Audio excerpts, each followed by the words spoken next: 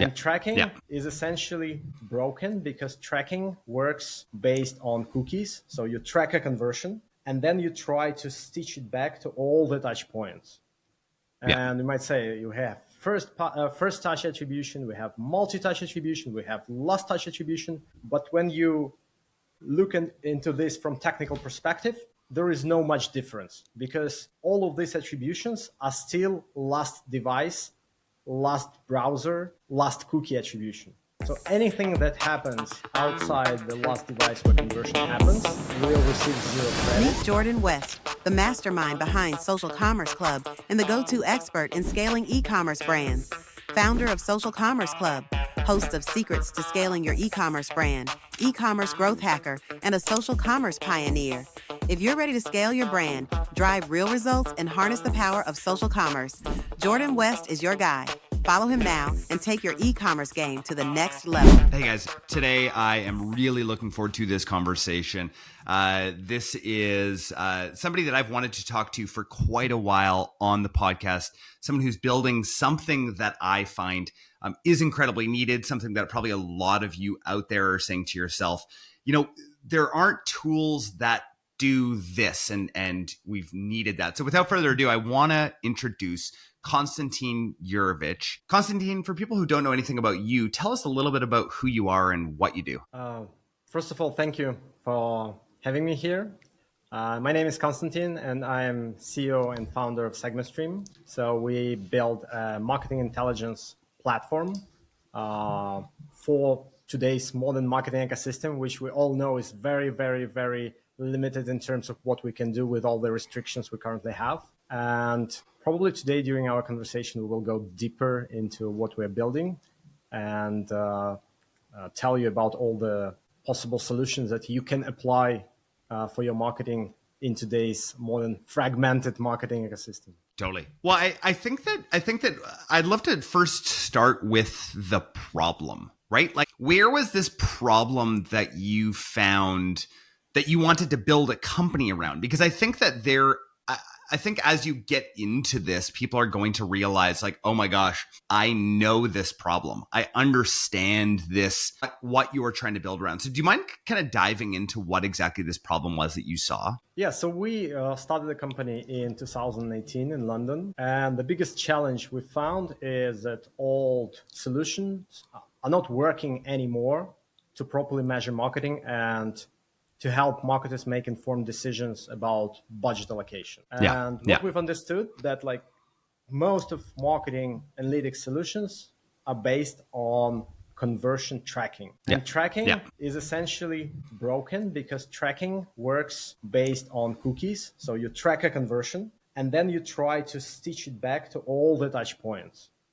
And you might say you have first touch attribution, we have multi-touch attribution, we have last touch attribution. But when you look into this from technical perspective, there is no much difference because all of these attributions are still last device, last browser, last cookie attribution. So anything that happens outside the last device where conversion happens will receive 0 credit. And of course, and think about the way that you shop, right? Like, I just want everyone to think for a second, because you guys have probably seen me rant about this on LinkedIn and Twitter all the time, where it's ridiculous. You'll look and see, like, I'm going to just call it triple whale right now. You'll look at multi-touch attribution, and you'd think if you looked and made decisions based on multi-touch attribution and their models, that you could scale Google branded search all day long. And you're like, but that's not anything scalable. That's not how people make decisions. It's like going and clicking on a branded keyword, right? Like, that's not how somebody ever found out or how you're going to actually be able to build a brand. I'm so sorry. When I saw you were coming on here, I'm just so passionate about this because I think people make really dumb decisions based on MTA. I really do. And I'm getting very passionate about it right now. I don't think that it works in the same sort of way. So sorry, I cut you off before. Keep going. Right. And there is a huge confusion in terminology because when you say first touch, it is perceived like you will be able to actually track first touch when it's not true. When you hear a term multi-touch, it's perceived like you're going to be able to track all the touch points, but in reality, those touch points are limited to one device and browser. So all the upper funnel activities that happen from different devices, different browsers, and in many cases, you've mentioned about your shopping experience. Sometimes it's even multi-user. So different people in the household, they browse, Totally. they search for something, and then absolutely different person makes a purchase coming from direct. And wow, we have a conversion that is attributed to brand campaign or direct. And there is absolutely no visibility and no credit attributed to initial research to the person and to the ad that actually drove this traffic to the website. It's almost like the iceberg analogy, right? Where it's like multi-touch attribution or these other tools, the cookie sort of based tools have the tip of the iceberg, right? And it's like, here it is. Yet there's all of these things that are happening underneath the water that nobody actually sees. And if you just thought like a human and you're like, wait, how do I make purchase decisions? Well, I heard from a friend and then I saw this interesting YouTube clip and then I went and researched it. And then I went to the website and then maybe I searched and I texted my wife 10 times in between to be like, what do you think? And then she went to the website and she's like, well, I actually want this one. And then finally we made a purchase on a branded keyword. Except I don't click on branded keywords because I just know I just don't want them to waste their money. That's what I see, you know, like I want to actually bring up something super interesting. So I was just at Shop Talk last week. And while I was there, I chatted with a couple of very interesting partners of mine. One in the CTV space. And CTV has been one of those things that's incredibly difficult to measure. And so we were chatting about what measurement actually looks like on the CTV space and how CTV top of funnel actually drives a massive amount of top of funnel awareness that then that the brand just wouldn't have otherwise. I had somebody on my podcast recently chatting about YouTube and how a 1 ROAS on platform is generally equaling between a 3.5 and 4 in theory. And there's all of these things that we can't touch. So have you solved this?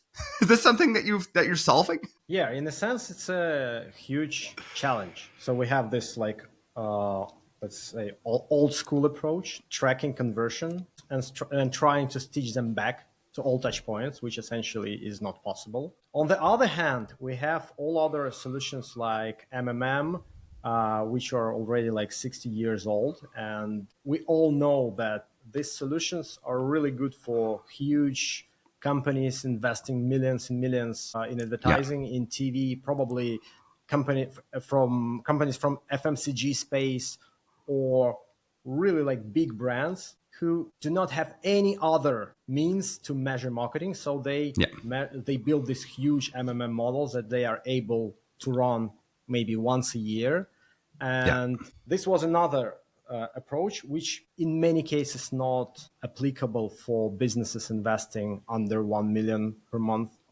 And also it requires, the biggest challenge is to isolate the effect. And to isolate the effect, you need to have this like flight campaigns. You make a huge flight on TV, totally. And now you have this spike in conversions. So you can apply econometrics and you can see this effect. But how about like all the campaigns that like evergreen campaigns that you keep running all the time and you are not willing to switch them on, switch them off, they just keep running, and you need to make decisions which of those actually bring you revenue and which do not. So we have these two spectrums. One is can I bring up one more? Right. So where do geo holdouts come in here? Because I feel like that's like so two things I call the poor man's MMM: geo holdouts and post-purchase surveys, right? Those are generally like two like more data points where you're like, okay, well, I'm just going to geo hold out this area. What do you think as far as like the efficacy of where that fits in all of this? Yeah, I've wrote a lot of articles about geo holdout testing, and that this particular technology is heavily misused by marketers. So I would put it on this spectrum of MMM, because geo holdout essentially is withholding spend in particular regions and finding similar regions where you continue running your ads, and then you need to see whether there was an effect. So essentially, it's like it works in a sense like MMM in some sense. So you have a baseline, which is synthetic control group that is synthetic for a reason, because it's not a lot of people perceive geo holdout test as a real A/B test.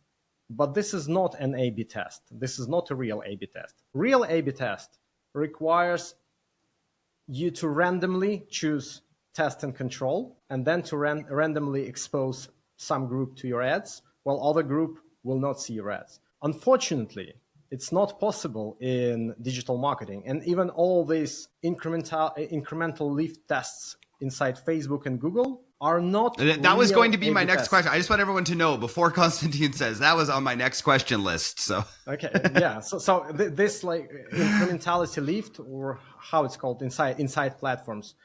it's incrementality lists. Lift studies. Yeah. Those are also not real true A/B tests, because true A/B test is splitting users randomly into two groups, test and control. When it comes to lift studies, you're not splitting users. You are splitting cookies. And in this sense... Tell me about that. What do you mean by that? Imagine you're going to run lift test on Google to understand incrementality of your brand campaigns. I see you love brand campaigns. So I love ragging on brand campaigns. Right. How are it going to work? Google going to randomly choose different cookies. And for some cookies, Google going to show you brand campaigns. And for some cookies, no. So, but those are cookies. Whenever you come from different device and different browser, it's a new cookie. And many platforms, especially when you use private browsing, when you use different laptops at work, at home, Google will, or different users within the same household, Google will not recognize that this is the same user. And this way, the same user can be in different groups. But more importantly, how do you measure results? And when you go inside Google, results are still measured based on last click attribution. Totally. So first thing, it's not randomly divided control and test group. And secondly, you evaluate results based on attribution. So depending which attribution you're going to choose, you're going to have different results. Okay. So tell me. Yeah. So tell me how. So I'm hearing these two sides, right? And it's interesting because I really do think I've been talking with friends sort of like behind the scenes lately that I really do think that MTA is going to be dead. I think that traditional MTA is going to be dead just because I haven't made a decision based off MTA in I don't even know how long, because it always makes me and my team make bad decisions. I can't think of a time where I like MTA besides being able to see. I kind of like to see the amount of times that they come back and sort of what they're clicking. That's interesting to me. Tell me where you were coming at this with, because you actually came into this world. I think a lot of MTA solutions came into the world post iOS 14.5, right? They saw like, okay, there's a big deal here. There's some missing data piece, and now Facebook's not giving us the real data. Where did you come into all of this with? Yeah, so first of all, people call MTA, when they say MTA, what marketers usually mean, they mean traditional MTA. Yes. In a sense, what SegmentStream is doing is also falling into the MTA space. Okay. But the difference is that we use absolutely different approach, where multi-touch attribution that we build is not based on conversion tracking at all. So we were okay. So if it's not based on conversion tracking, what is it based on? Right. So we understood that conversion tracking is not working to properly and fairly measure full funnel. On the other side, we have impression data, click data, and amount of money you invest in particular channel. And even if you try to build this next gen MMM, of some marketers call it, which is based purely on ad platforms data, in many cases it's not correlating. There might be that'd be like a prescient or something like that in there, like a next gen MMM. Next gen MMM, I would say it's like simplified version of MMM. So right now you can buy a software as a service that will build your MMM just by connecting your ad platforms. Okay. I know the tools that are out there for that. Yeah, absolutely. Right. So essentially what data these platforms utilize to build MMM: cost data, impression data, click data.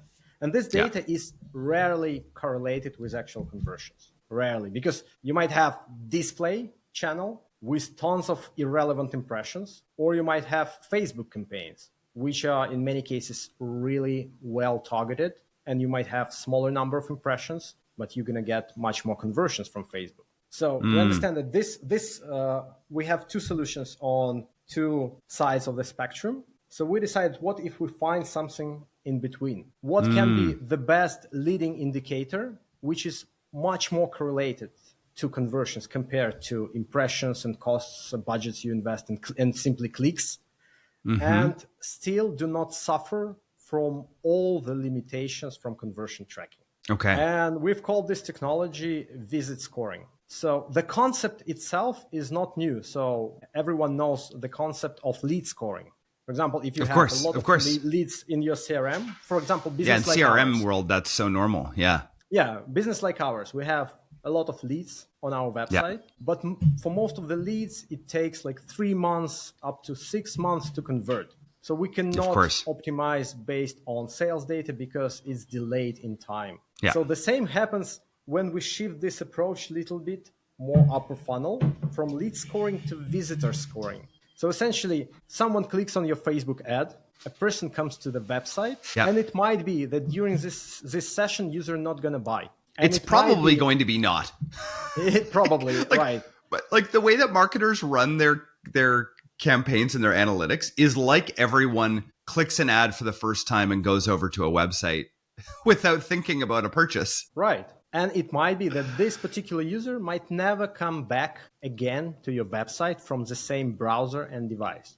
So they discovered your website, they discovered your brand, but after that, they might come from different browser, from different device, or might even send the link to another person from the household to make a purchase or to make a further research. Or dare I say now that I do all of my research on ChatGPT, right? Like the amount of voice. I mean, Constantine, when I was thinking about interviewing you, right, the very first thing I do is go to voice mode and just chat back and forth and be like, go to LinkedIn, check this out. Go over here, check this out, right? Like that has got to be maybe it's not the norm quite yet, but I'll bet you that it's getting there. I mean, definitely if you're leaning more in B2B world, I would say that we're all using this. Yeah, and the idea is, what if we're gonna take this visit that actually didn't end up with the conversion, but what if we're gonna analyze all the signals we have, like all the behaviors on the website, all the contextual information about this visit, geolocation data, like all the information we might extract from this visit, and score it and predict what is the likelihood for this particular user to buy later from another device and browser. So in this case, how do you got to walk me through before you keep going. You got to walk me through how you would score that. What sort of signals are you looking at without giving away like the secret sauce of what's behind this? How are you scoring who's going to be likely to purchase on a website? Because I think I get it. Why I do get lead scoring, right? I think that there are certain signals. I feel like buyer intent on a website is a little different. I don't know. Yeah, from the first side, it sounds like an engagement metric, but it's very, very different too. So many times our potential clients confuse visit scoring with engagement metric. Like someone spent 5 seconds on the website, browsed 3 pages, browsed 3 product pages, and now you have a signal and you send it back to Facebook. So visit scoring is completely different because the model itself is built based on the likelihood of the user to purchase in the future. So how we usually do this, I will expose a little bit of secret sauce here. Hopefully not too much, and our CPO will not blame me for exposing secrets. This stuff's all so hard to copy anyway.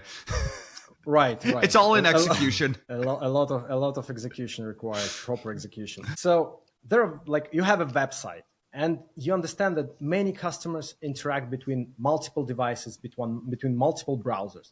But there are still fraction, maybe like 10%, 20%, 30% of really long customer journeys that you are still able to track within the same browser, within the same device. So you know exactly how this truly long customer journey looks like. You know how this full customer journey with research, consideration, purchase intent, and finally buying looks like. So we take these long customer journeys and we feed them into machine learning model to understand how behavioral patterns look like for the user who was not aware about the brand previously, who was brought to the website by the upper funnel campaigns, because we all know that still upper funnel campaigns bring some fraction of last click conversions. Not all of them, but there is still fraction of conversion that we are able to track. So there are some psychos that click on an ad and go and purchase something right away. There are those people in our society, you know.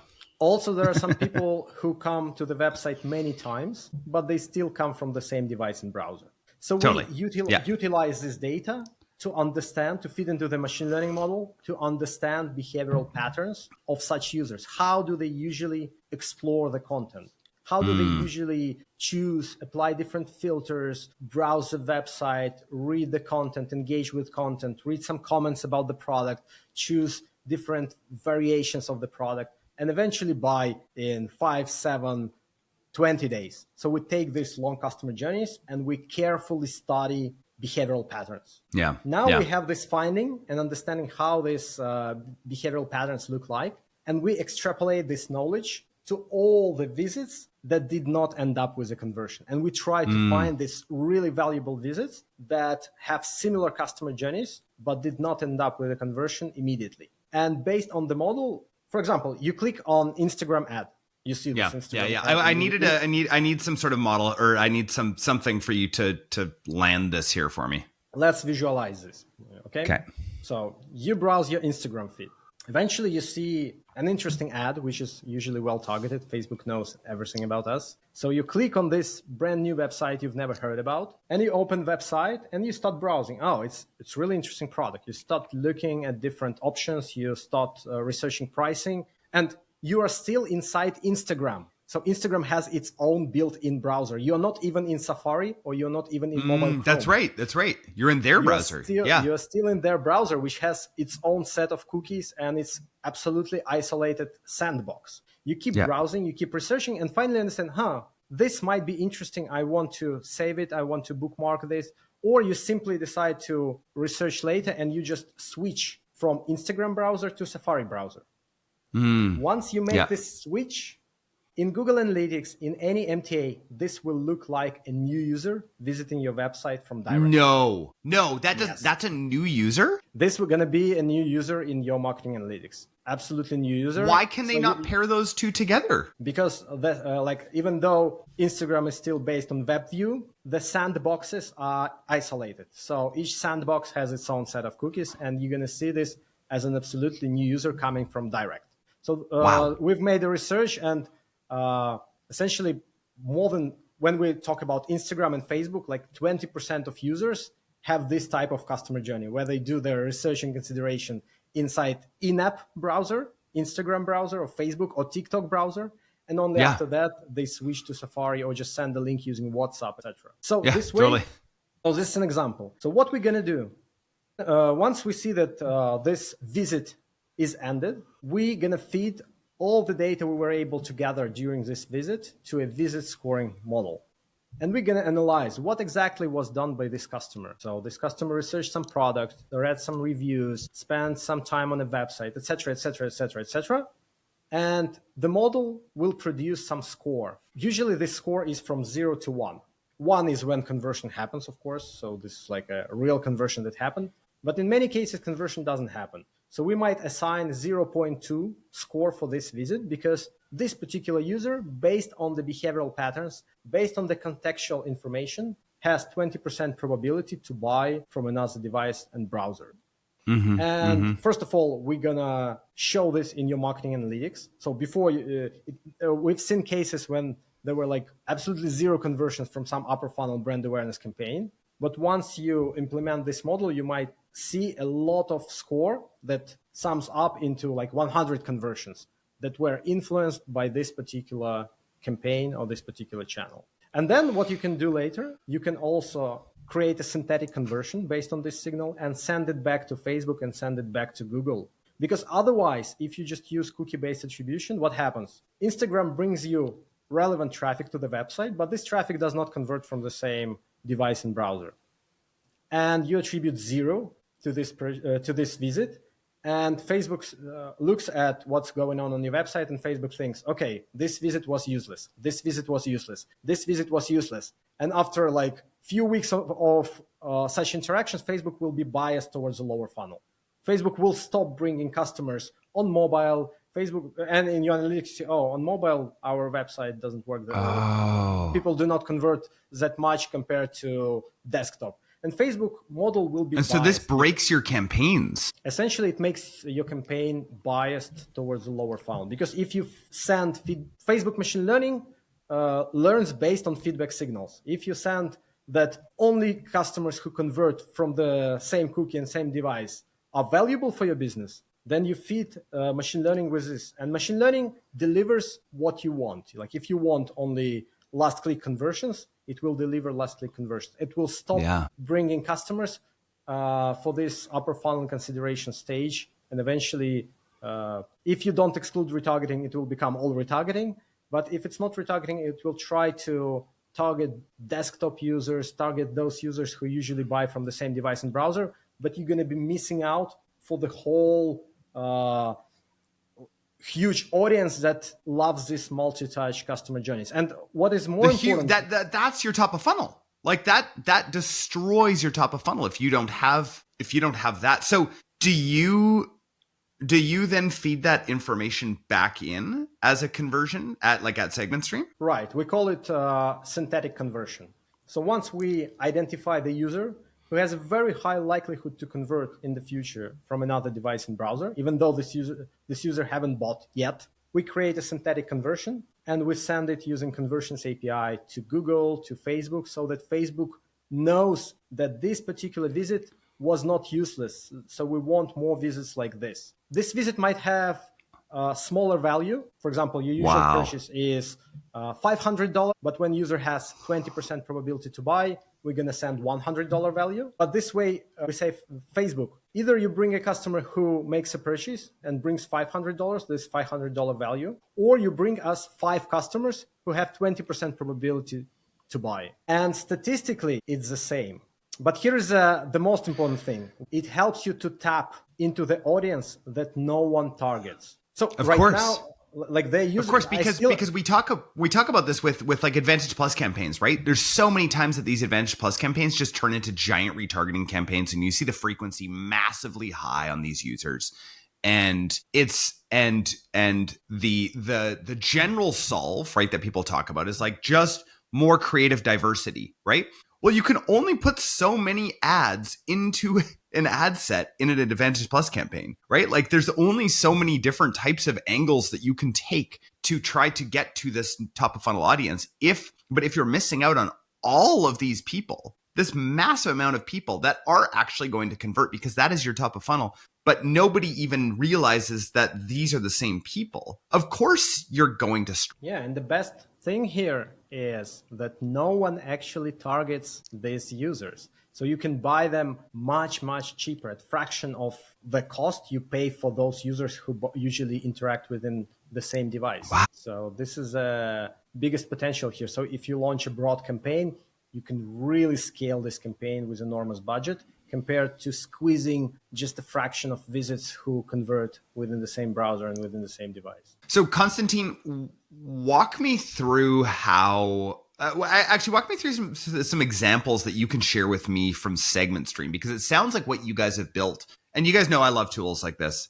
These are the kind of conversations that I'm like, oh my gosh, I feel like you've solved this. And people that are listening to this understand this pain. I really think that brand owners and brand marketers that are out there performance marketers understand this pain. And everyone's trying to search for that next top of funnel solution when really a lot of it is right there anyway. Now, do you do anything in that journey with YouTube? Because I think YouTube's one of those interesting channels. Yeah, YouTube is pretty tricky. So you have YouTube on your desktop, on your mobile. Well, actually, on the mobile, you have the same problem. Whenever you click on the ad, this ad is opened within YouTube in-app browser. It's not open in Safari. Yeah, and you're not logged in. Right. and sometimes people watch YouTube on CTV, right? So a huge amount of people watch YouTube on CTV. That's the crazy thing. I recently had Brett Curry from OMG Commerce, who's a YouTube agency, on. And he was talking about that the numbers are actually astronomical. That YouTube is the second most watched CTV app out there right now. after Netflix. I have my this is just my own opinion on this.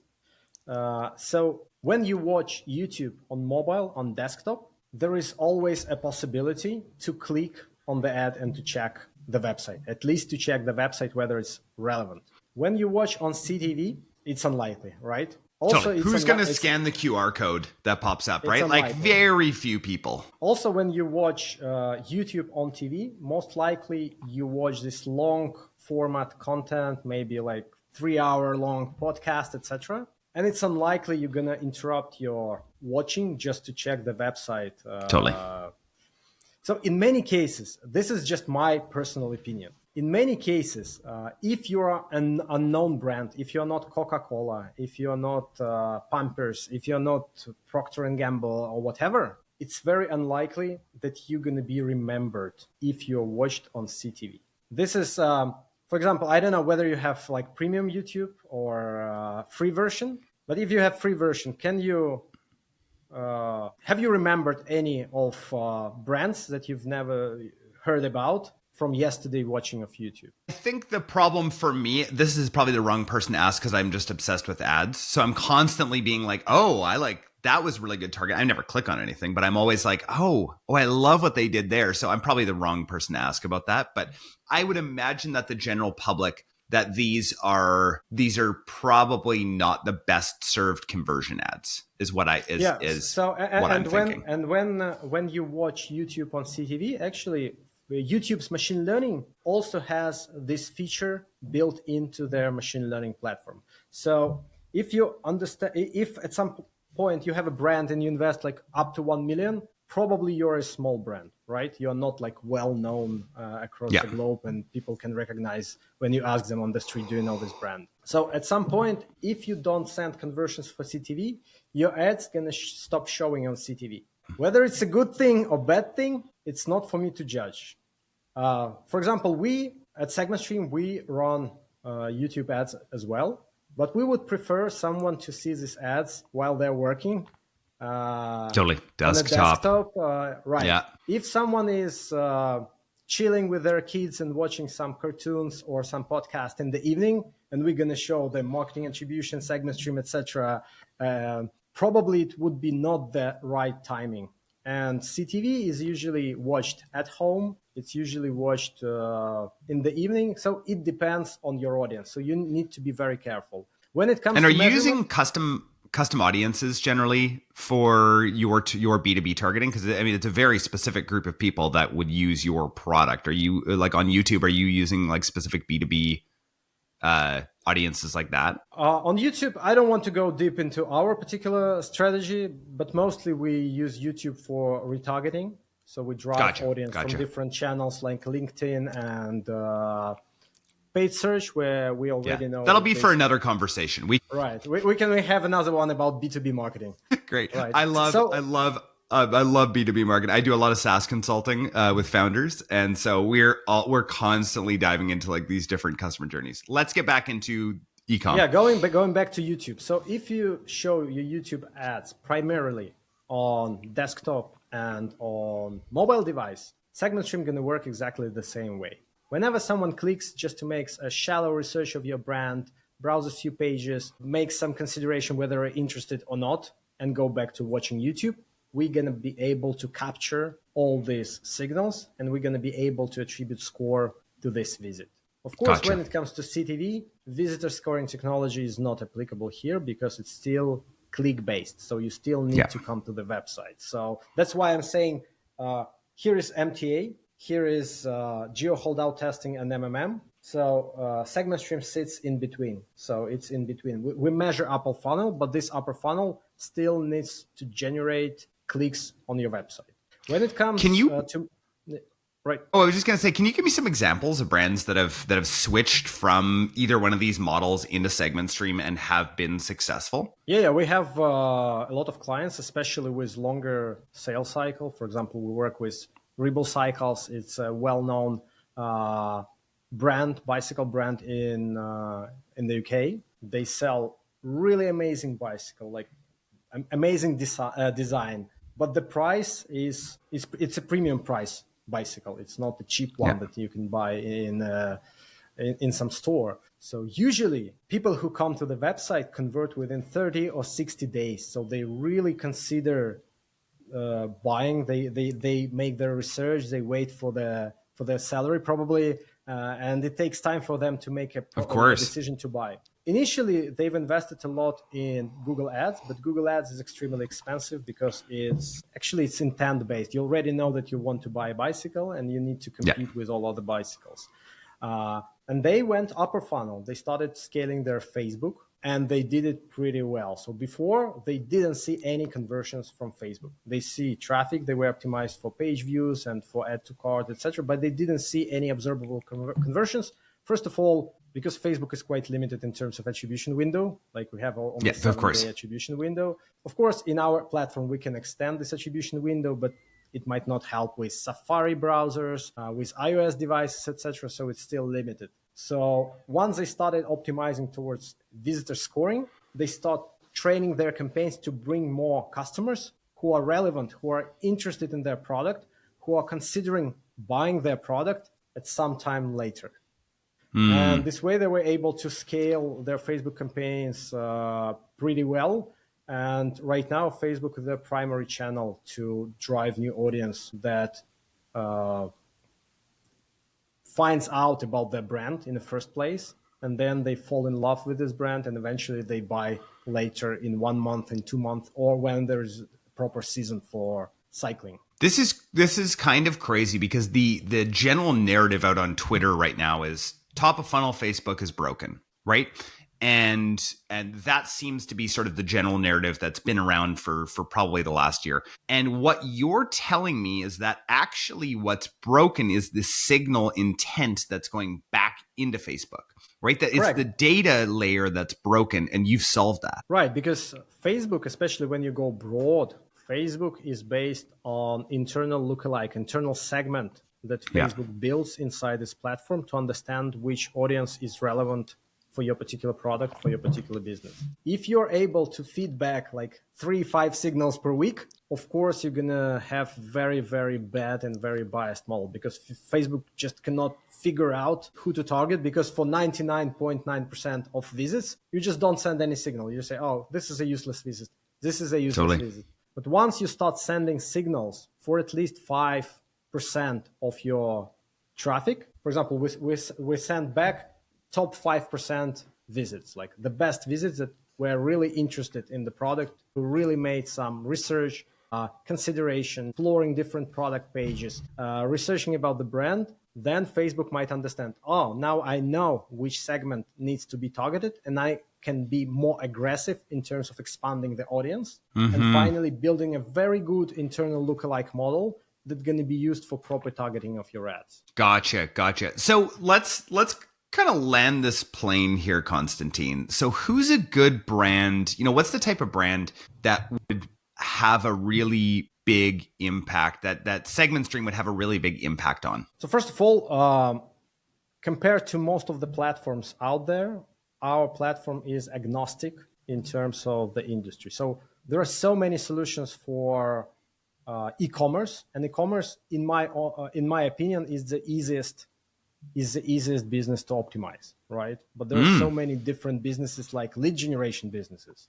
Yeah. There's like software as a service businesses, insurance, travel. Like there are so many different businesses who cannot use just simple product and purchase tracking, where conversions happen offline, where conversions happen with 3 or 6 month delay. So at SegmentStream, we have like 6 powerful solutions that can be combined together for any specific need. So we have cross-channel attribution, which is based on visit scoring, and that allows you to see this full picture, full funnel analytics for all types of campaigns. We have automated budget allocation and marginal analytics. I don't know whether it makes sense to go deeper into marginal analytics, but the biggest problem that all ad platforms show you average ROAS. So that's right. Yes. It's average. It's not marginal. So when you want to invest additional $1,000 into your campaign, you don't know what's going to be the marginal ROAS. And it might be really important for businesses with very specific unit economy where they know exactly how much they can afford to pay to bring the customer.